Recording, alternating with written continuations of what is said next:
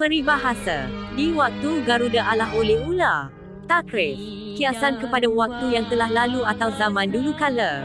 Peribahasa, diuji timbang lebih sesaga. Takrif, perbezaan yang sangat kecil. Peribahasa, diuji sama merah, ditahil sama berat. Takrif, sudah sepadan benar. Peribahasa, diturutkan gatal tiba ke tulang. Takrif, jika diturut kehendak hawa nafsu, akhirnya jadi binasa.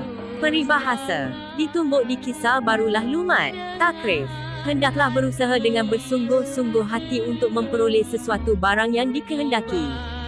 Peribahasa, dituba sajakah ikan, dijala dijaring bukankah ikan. Takrif, tidak malu melakukan kejahatan. Peribahasa, dari ajung turun ke sampan. Takrif, diturunkan pangkat. Peribahasa, ditolak tak tumbang. Takrif, pendirian yang teguh atau orang yang banyak harta. Peribahasa, dititik belah, dipalu belah. Takrif, sesuatu kerosakan yang tak dapat diperbaiki lagi. Peribahasa, ditindih yang berat, dililit yang panjang. Takrif, kemalangan yang tak dapat dielakkan atau tak dapat melepaskan diri daripada kekuasaan orang. Peribahasa, duduk dengan cupak dan gantang. Takrif, ketua yang adil. Peribahasa, duduk dalam duri yang banyak, bersandar di batang rengas. Takrif, hidup yang serba salah kerana menghadapi bencana. Peribahasa, duduk berkurung siang malam. Takrif, orang yang tak keluar-keluar dari rumahnya. Peribahasa, duduk berkisar, tegak berpaling. Takrif, memungkiri apa yang telah dikatakan dulu. Peribahasa, dari jauh diangkat telunjuk, kalau dekat diangkat mata. Takrif, umpat dan caci kerana kelakuan yang tidak senonoh. Peribahasa, dagangan bersambut yang dijualnya. Takrif, cerita daripada orang lain yang diceritakannya. Dagangan bersambut maksudnya barang amanah. Peribahasa, duduk berkelompok, tegak berpusu. Takrif, mencari orang yang sama setaraf dalam sesuatu majlis. Berpusu sama dengan berduyun-duyun atau berkumpul. Peribahasa, 2 kali 2, 4. Takrif, sama saja. Peribahasa, 2 ekor gajah berjuang, seekor kancil mati tersepit di tengah.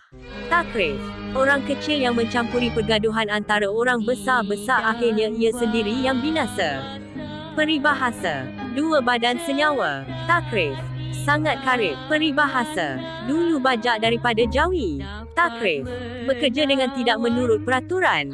Peribahasa, duduk seperti kucing, melompat seperti harimau.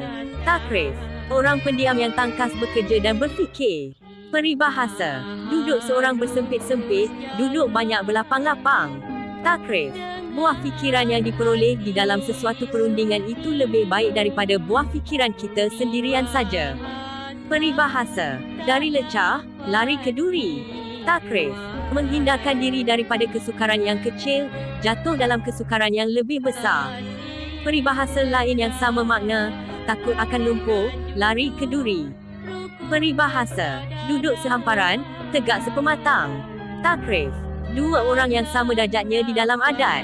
Peribahasa, duduk sama rendah, berdiri sama tinggi. Takrif, sama setaraf.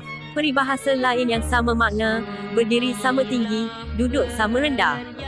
Peribahasa, duduk meraut ranjau, tegak meninjau jarak. Takrif, selalu bekerja tidak berhenti-henti.